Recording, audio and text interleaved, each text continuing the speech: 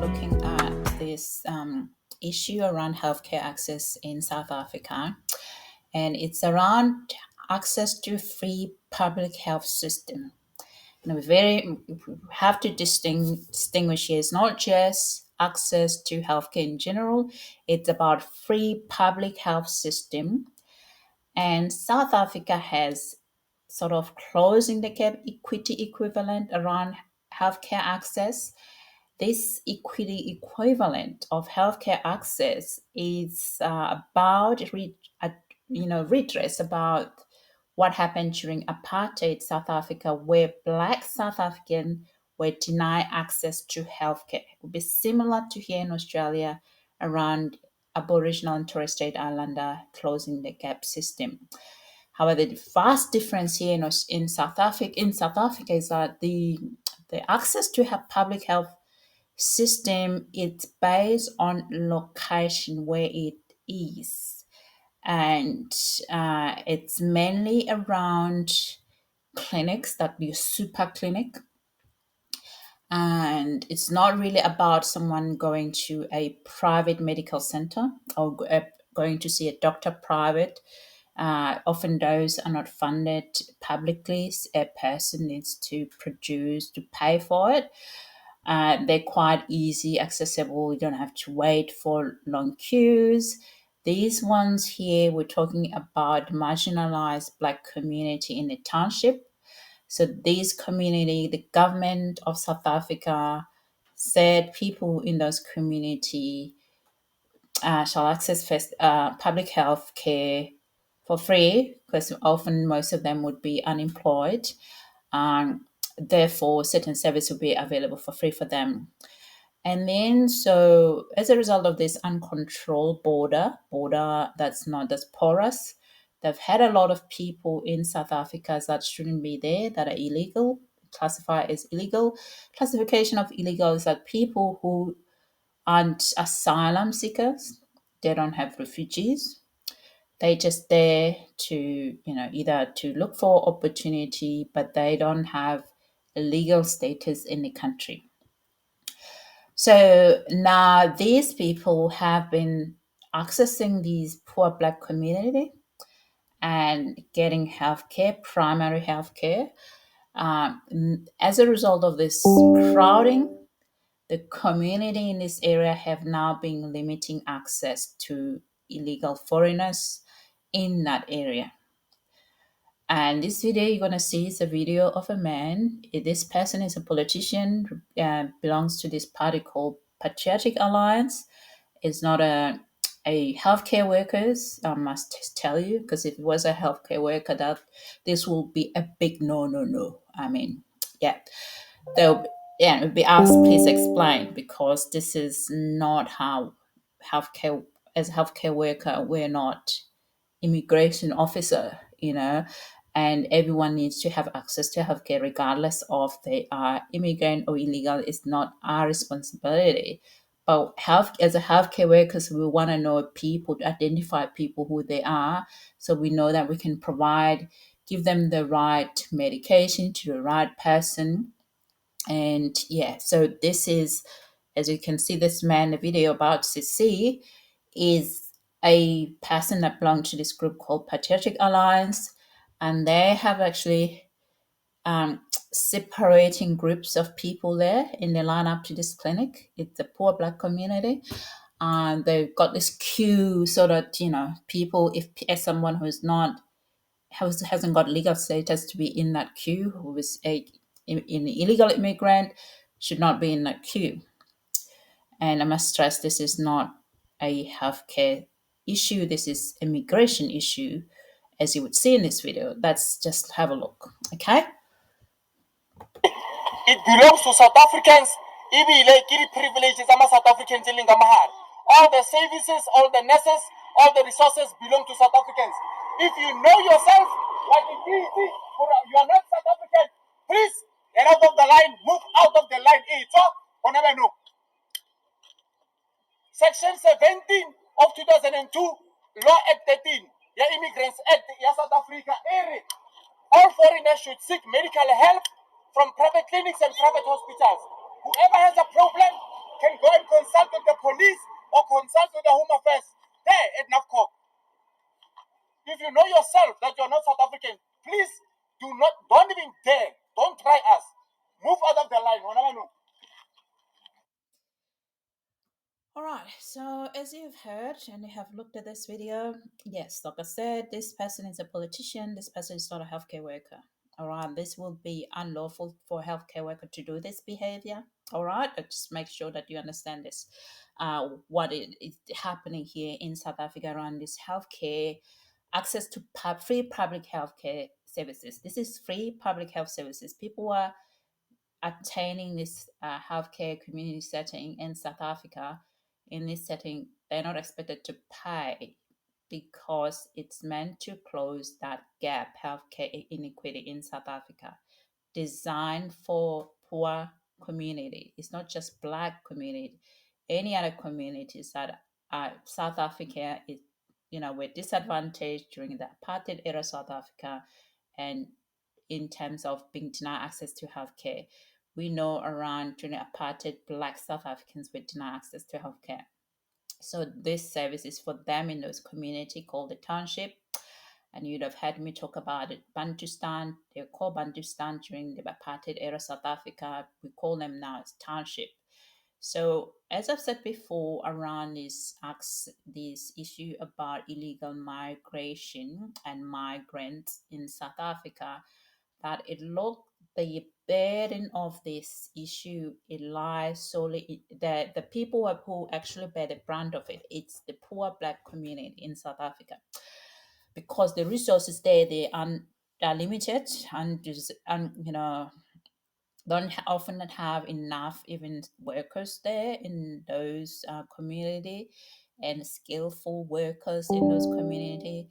And just like you would see in other communities here, when you go to rural and remote areas where you wouldn't have, there's not enough resources, there'll be one doctor, be one clinic, and so on. But this failure of migration, the failure of the border, immigration in general, has led to this problem here, as you're seeing now, citizen dividing people according to whether they're illegal in the country or they are citizens.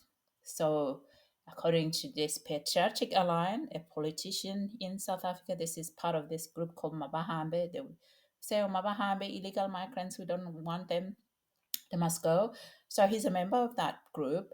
They have now divided this, uh, the people who are accessing this community clinic into the group, into who has legal documents, who hasn't got legal documents. Like I said, this is not a healthcare problem here. We're dealing with immigration problem that now it looks like it's coming to the doorstep of the healthcare setting, and this is wouldn't be a way that I think this is not, this is not humane. This is not humane to do this way. It's not correct to do this way. That's my issue I'm trying to say. It's just not it. There's not dignity in chasing people from accessing healthcare. It's not dignity there.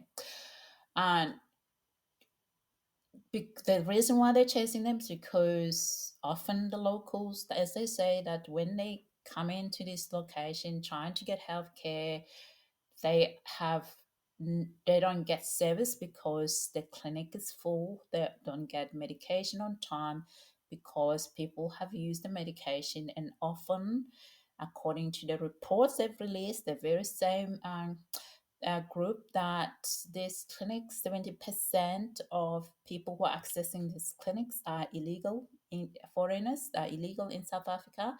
So 70% of free public health services are accessed by illegal foreigners, according to their reports.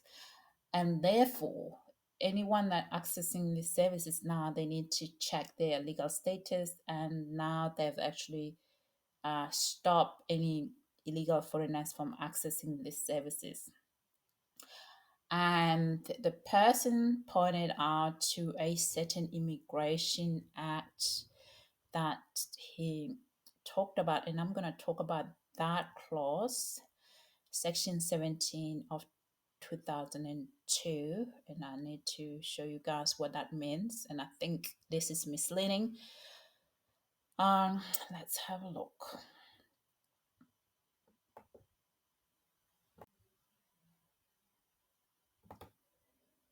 So this is the section that the man was talking about. This section is about medical treatment permits.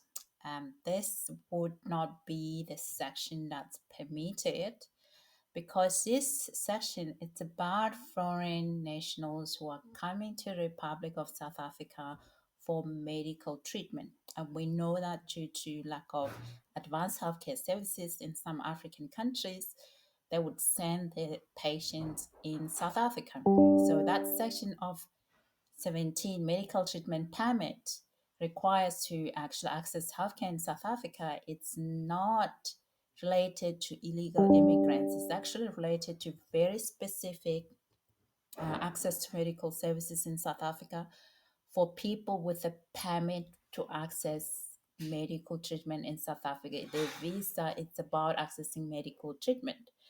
So really, it's a misuse of this section, and it's not true. It's false. When this man is saying this, because I've had the Patriotic Alliance people saying about it. Under Section 17 of Immigration Act, you need a medical treatment permit.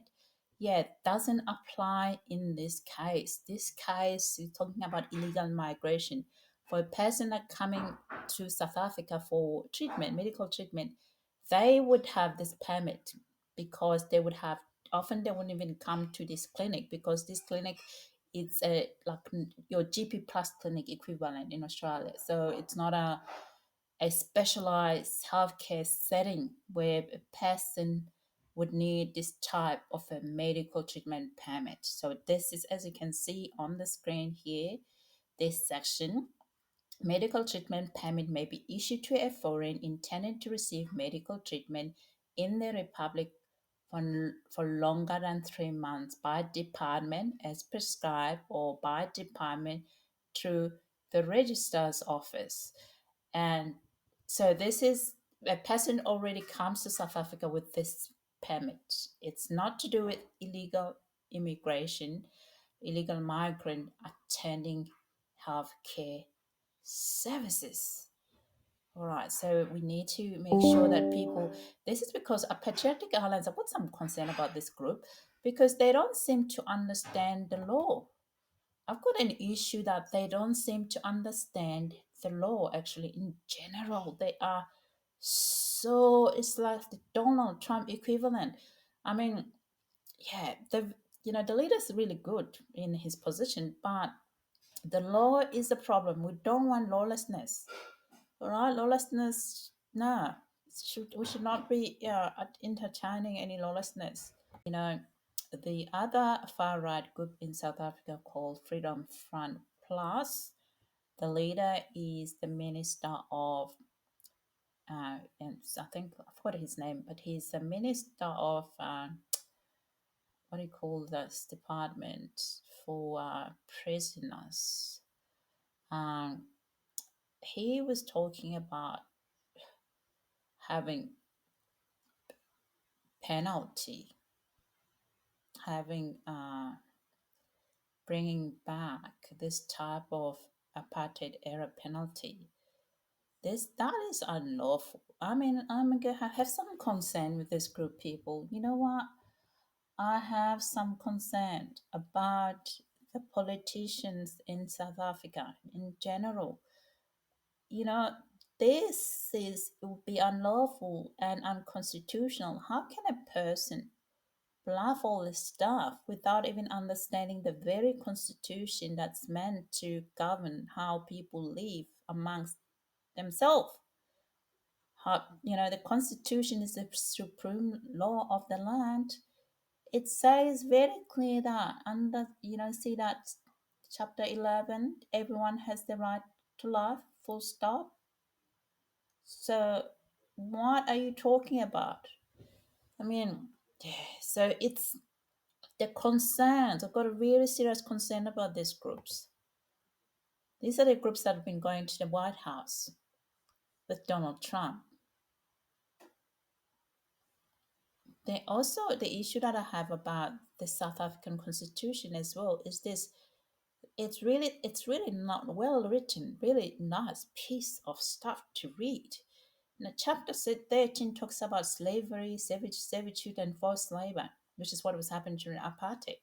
No one may be subject to slavery, servitude, or forced labor. Very great. But a couple of weeks ago, I did show a video of illegal immigrants being tied up in a room in Sandton. In Sandton, all right? So, how, and I didn't hear anything from the human rights people talking about how inhumane that was, about having illegal immigrants being tied up in a room in South Africa. To this day, I haven't had anything from them, the group, South African Human Rights Group, talking about this problem of illegal immigrants being tied up in the house, in not just that single house, many houses. But they can't apply these things selectively. They can't apply this Bill of Rights selectively. It must be applied across the board. It can't be just to deter others from exercising their constitutional right to raise their concern about the public health services in South Africa and neglect to talk about the servitude of illegal immigrants in South Africa. Hence, you could see people who are, uh, supporting this are people who are businesses and people who are benefiting from cheap labor, and the burden lies in the poor black communities. And these black communities, you've seen with that man trying to control everybody who they should go and separate them according to the immigration status, which is it's not advised, it's not how we're doing healthcare, and that person is not also a healthcare worker, as a politician. To this is the problem.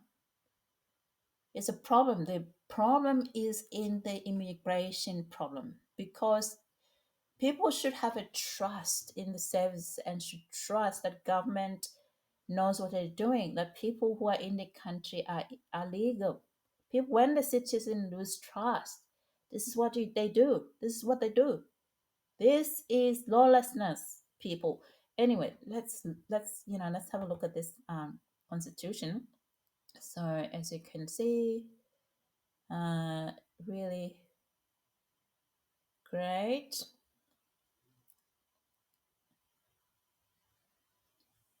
So I need to go to chapter 636, which is that one that actually talks about um, that exemptions, because that's very important, this exemption, because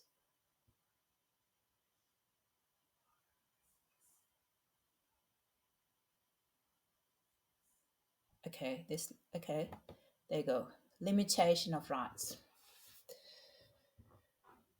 So the limitation of rights, it's not okay, it's not true when the SA Human Rights says that it's for everyone. It does have provision for limitation of these rights, and this limitation of rights must not undermine the other rights of dignity. All right. So it provides that, you know, it must be based on human dignity, equality, freedom, taking into account all relevant factors, including the nature of the right, the importance of the purpose of the limitation, the nature and extent of the limitation, the relation between the limitation and its purpose, and less restrictive means to achieve the purpose, except as provided in subsection 1 or any other provision of the Constitution. No law may limit any right entrenched in the Bill of Rights. So it does allow that. And so it's not true that entirely it's everyone, it's blanket. There is this limitation of rights. And we're going to look at the one that talks about specifically around healthcare. Everyone has the right to have access to healthcare services, including reproductive healthcare, sufficient food and water, and social security, including if they are unable to support themselves and their dependents, appropriate social assistance. Um, and it's got a subsection here. That subsection is important. The state must take reasonable legislative and other measures within its available resources, keyword within its available resources, to achieve the progressive realization of each of these rights. No one may be refused emergency medical treatment. So it looks like here it is also a problem of interpretation because these rights around healthcare, it's it really about emergency. No one may be refused emergency medical treatment. So access to healthcare services. Everyone has a right to access to healthcare services. It doesn't talk about public health, which is the free public health service. It doesn't talk about free public health services because if this was true, then that would mean everyone in South Africa would go to private healthcare system and get access. But no one would go to private system in South Africa without the medical aid, which is your private health cover. We call it here in Australia private health cover, so you wouldn't go there without the medical aid. In South Africa, they call it medical aid, which is equivalent to private health. You wouldn't go to private health hospital or private health clinic if you don't have your own private health medical aid. So seems to be a flawed misuse of misinterpretation, really. I would say misinterpretation of this clause because this clause, the way I understand it and I interpret it according to this, is that the it's emergency, which is, and I don't think here we're talking about emergency. We're not talking about emergency here. We're talking about primary health care where you book an appointment, see the GP, and that is publicly available for certain group in South Africa. And now it's been overrun by illegal immigrants in South Africa, according to the reports that I've read. So it's very, I think that the human rights, it's actually, they themselves don't understand the law because I just have some doubts that it's actually referred to this access. It doesn't say free healthcare services, and we're talking about free healthcare services, public health in those communities that are free. And that's why people are going there because they're free, and then leading to excessive demand in those areas, and actually resulting in poor services because now people should be receiving those services aren't able to get there because they're overrun, they're overcrowded. So this is a problem in terms of healthcare. This would be a major issue. And I haven't had anything from the Minister of Health though. Nothing from the Minister of Health, which is his portfolio. He should be coming out and talking about this. This is not correct. It's healthcare services. It's not free healthcare services. It's also not saying public healthcare services. It just say healthcare services. And we do not have any constitution legal precedents that's talking about this. And I know there's a case in the court right now that the human rights people went to that case. But I would like to see how this one is going to be actually, what's going to be the judgment, because the way I understand this clause, it say healthcare services. It doesn't say public health. It doesn't say private health. It say healthcare services, which is true. People should have access to healthcare services. And in this occasion, we're talking about free public health services. That people go there because it's free public health. It's meant to address the equity of apartheid inequality in those communities. And these are illegal immigrants. They're not people from that community. That's why they're so upset. And that's why there's this problem I mean, I'm not for or against, I'm just giving you the background about this issue. This is to do with free public health services, and the clause doesn't say about anything about free public health services. It talks about healthcare services, including reproductive health care, which we all agree everyone has a right. Because if it was about specific healthcare services, that would mean even private health, that would mean that people could just go to private health, no question asked, because it's human right. I mean, we've got Bill of Rights, Section 27, subsection 1. Everyone has a right to access to public health, to healthcare services. That means because then it's everyone has a right to healthcare services, I could just go to the private health without paying for anything. That's crazy. That is so. This is actually, it's a misinterpretation of this clause. I agree. Anyway, we're going to play a video by an advocate who is actually a legal expert in this regard. Let's just go back a little bit. Let me just got that. Out of that 38, 19 were foreign nationals. 19 of them were South Africans. And all those 19 foreign nationals were undocumented. And as healthcare professionals, we don't discriminate. So 50% of them during this occasion were undocumented, but the statistics says around 70% of them are not. At this occasion, they were undocumented. This is an S, giving the issue around undocumentation. And this is a legal expert, and he's going to give us some breakdown. And the language is Zulu language that he starts with. I'm going to go to a bit faster where he talks a little bit more about the final breakdown, because he talk about the history, and in his view that everyone wasn't meant for illegal people and wasn't meant for anyone outside, because that would be ridiculous if you ask me. I mean, from that perspective, no country does that you give access to healthcare for everyone. Okay, free public healthcare, free public health to everyone, because you do give access to healthcare to everyone, but not free. It must be accounted for. So I think he starts speaking here with the English. And that is because black people were sidelined. Black South Africans were sidelined from everything. So in chapter 2 of the 1996 Constitution, that is where we then have the provision, section 27.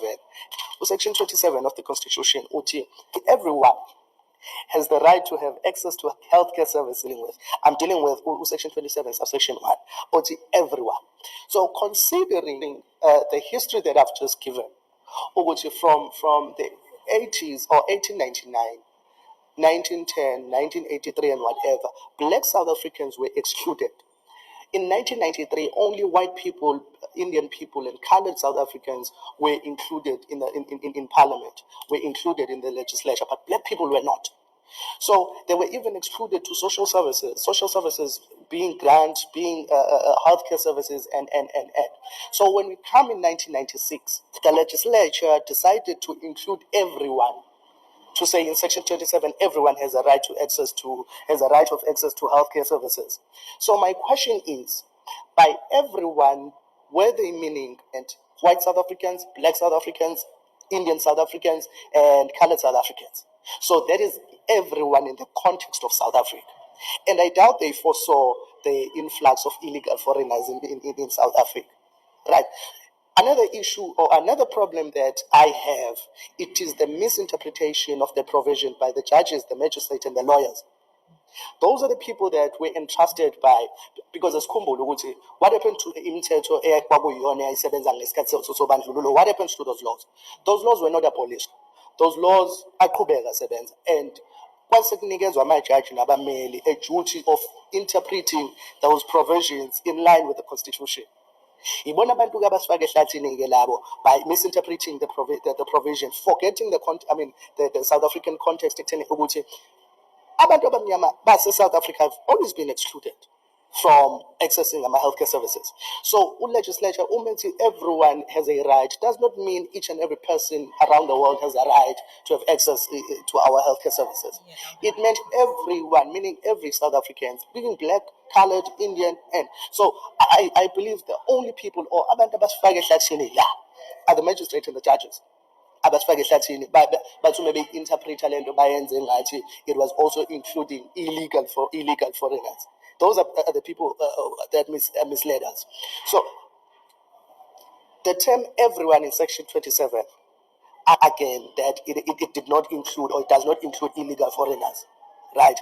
Because that provision does not say, this is another point, the provision does not say everyone has a right to public healthcare services. The Constitution says everyone has the right to access to healthcare services, but it does not say everyone has a right to public healthcare services. It does not say public healthcare.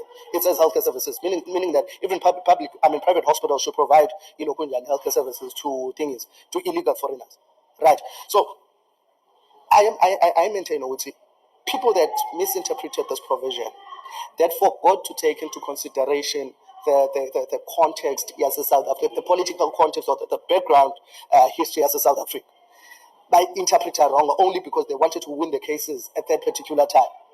Base be-interpreta ngendlela wrong ukuthi it also include illegal foreigners. No, so because if you look at the first page that I showed you with Constitution, South Africa knows how many people are in the country. So those people it is those people that are thinking with regards to the funding of the hospitals, with regards to the medication that's provided to the hospitals, with regards to everything in bed, and because the most difficult thing, man, so figure spend the in bed. Medication. What we know is that if you listen to the video Rich, uyayimentiona le nto futhi into esiyaziyo sonke ukuthi laba futhi bokufika bengene kulesi sibhedlela bethathe medication and go to another clinic beyithathe leyo medication beyoyidayisa emazweni abo. We all know that. So if we do not protect our nurses and doctors and hospitals and our healthcare system, it is definitely going to collapse. So what he's saying now is that Ness spoke about how these illegal immigrants are shopping between different free public health clinics and getting prescription medication to sell them in their own country at a higher price. That's what he's saying in Isuzu. It is going to collapse. I want us to go to section 27, subsection 2. Because we don't have to amend the Constitution to fix this.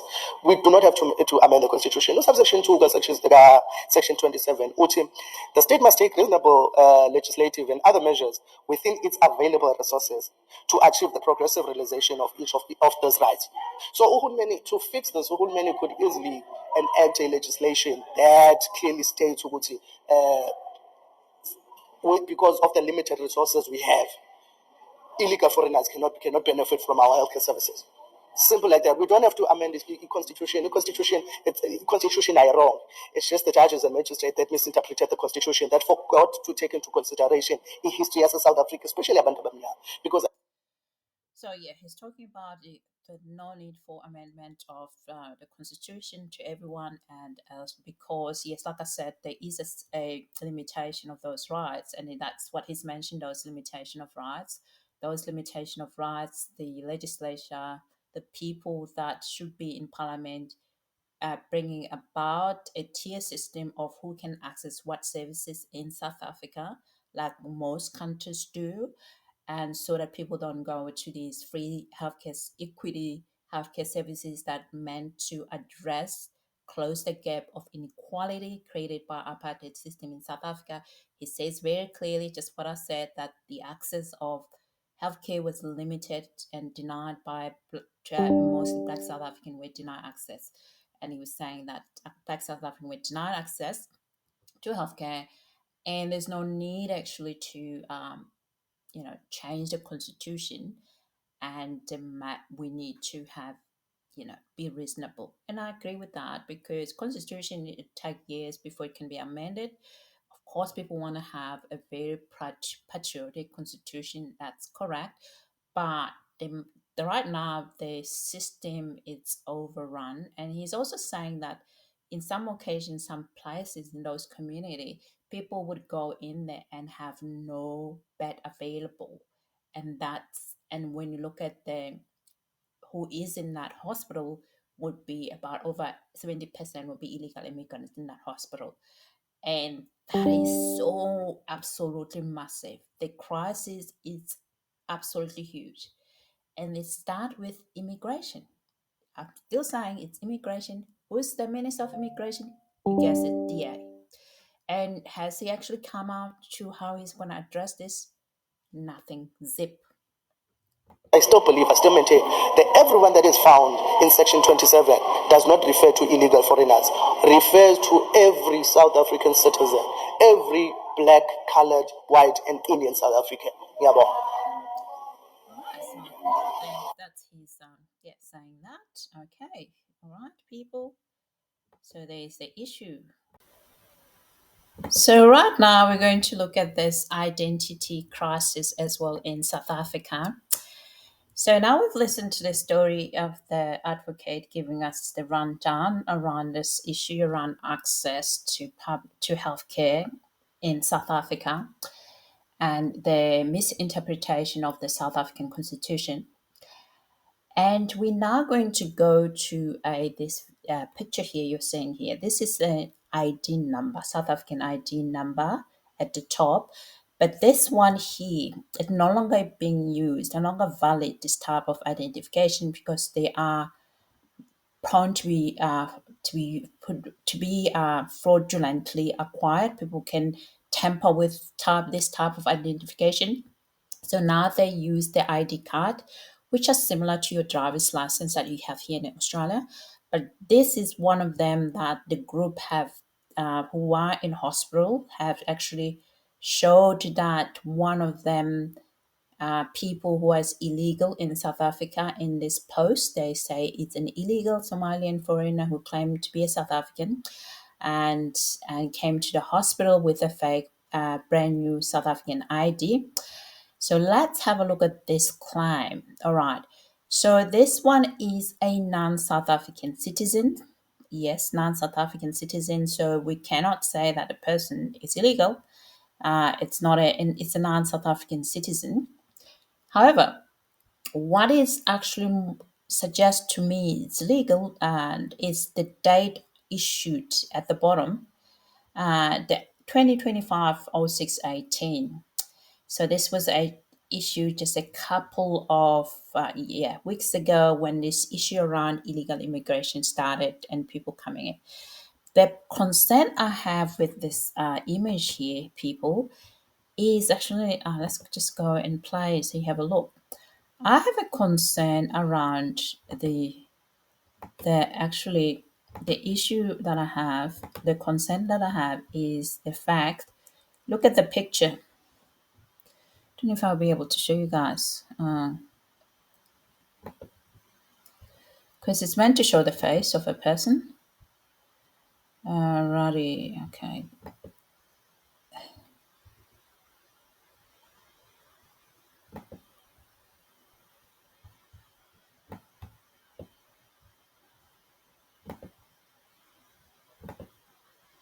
So as you can see how this looks.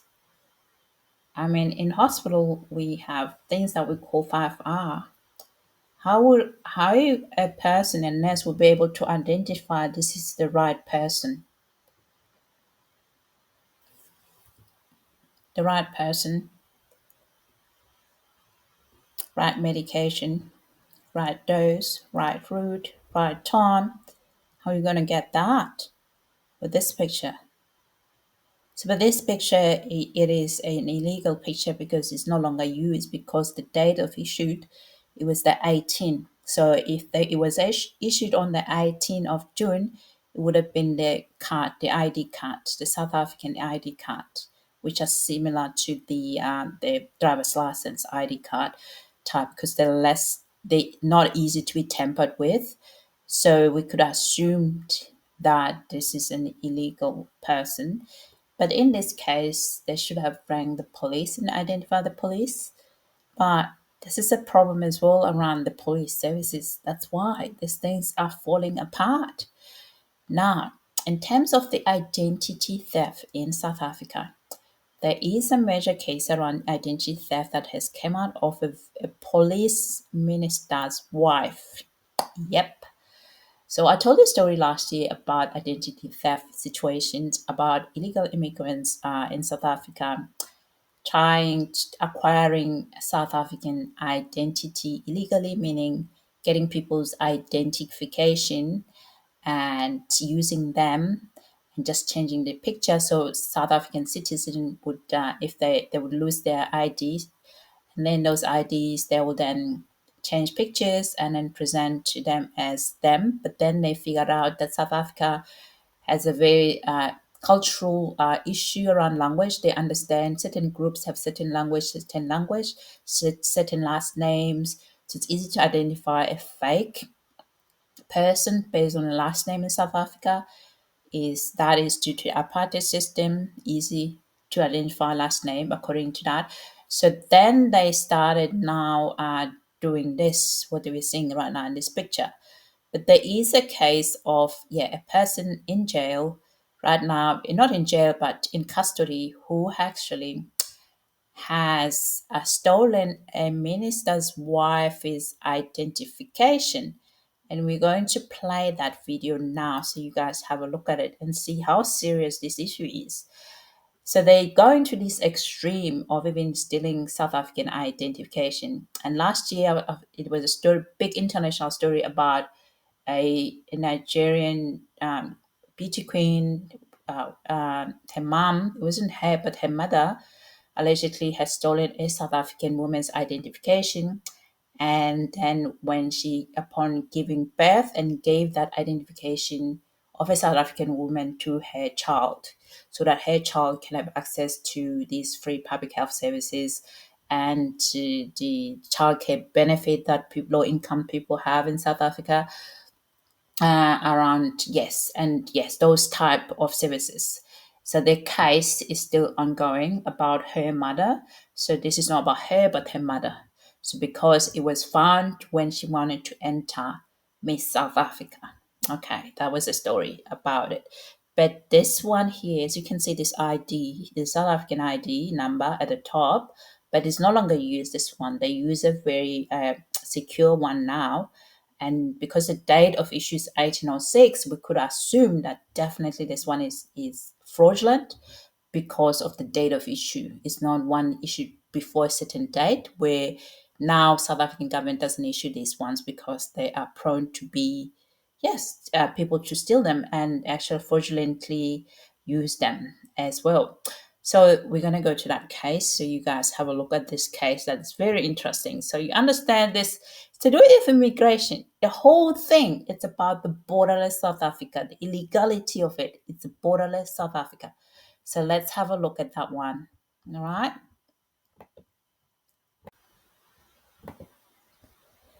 So this is Senzo Mkhuni, Minister of Police for all people. Yes, the man is a Nigerian man that stole Minister of Police's wife, Tembeka Mkhunu. That was stole their identification. And this man, now the judge ruled that the man should not be given any bail. So let's listen to the judgment. That's the man there. Okay, let's listen. The accused has a tendency of misrepresenting. He has the tendency of committing crimes that have an element of dishonesty. It is my finding and view that it is not in the interest of justice that the accused should be released on bail, among other reasons, because he is a flight risk. He is illegally in the country. This fact was considered. The evidence of the investigating officer was not challenged or disputed by the team representing the accused. Instead, there were a number of concessions made. So it is my considered view that in the circumstances, bail should be refused, and bail is refused. Date. The next time we postponed for further investigation. We have discussed It's in relation to the charges that may be added to the accused worship from the Department of Home Affairs. We already consulted with the witness was here. Date worship proposed is the 7th. further investigation is an empty statement. What is to be investigated? Worship, what is to be investigated? Worship is statements that is to be obtained As you from can see, Home this is the Affairs person. and also And, consultations that were. yeah, the male is a Nigerian man that stole the identification of the Minister of Police's wife, Tembega's identification, that the minister's wife, his identification, and then fraudulently, and now the judge ruled that should not be granted any bail.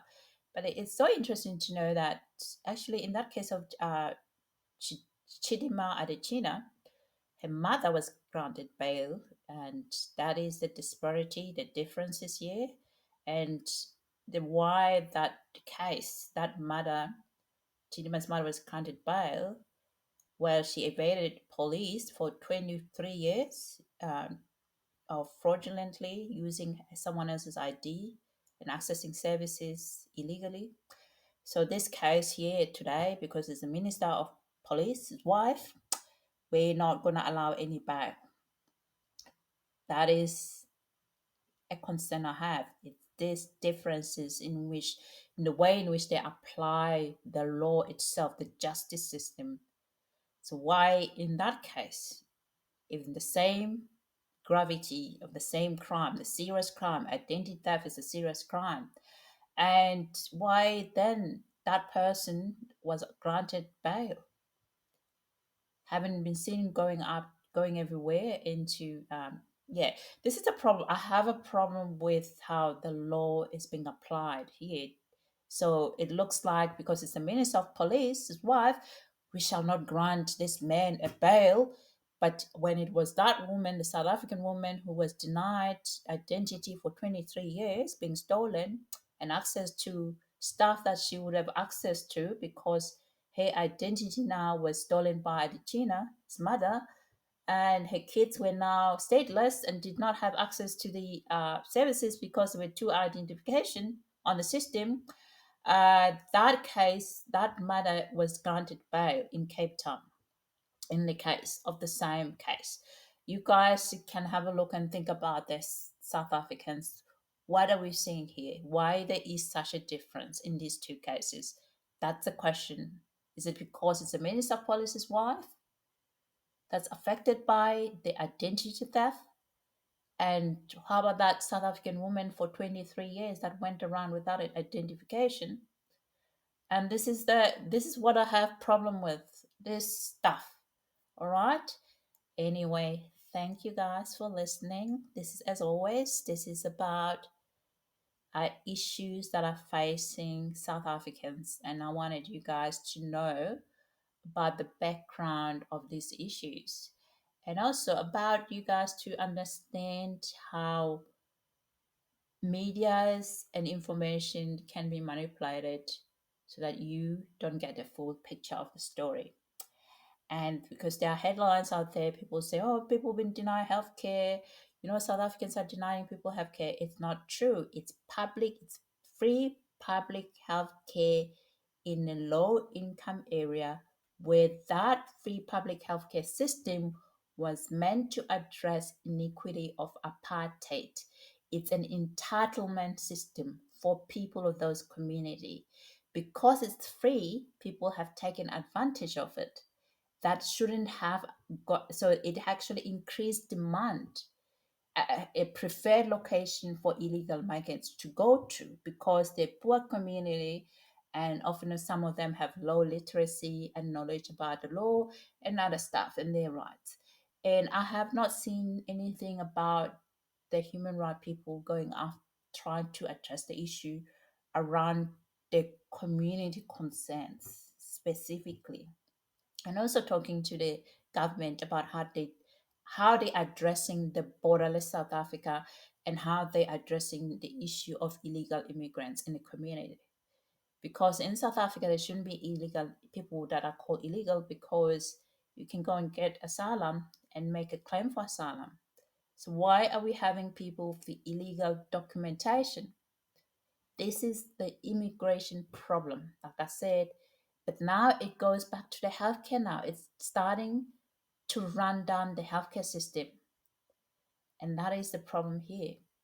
So, as always, I really want everybody to understand we need to treat everyone with dignity, have care, we don't discriminate, and healthcare workers shouldn't be used as a shield for a failed system, for failure to govern. And healthcare workers should not be used as immigration officer. You know, you're legal, you're illegal. Nah. Okay, this must be addressed quickly and fast.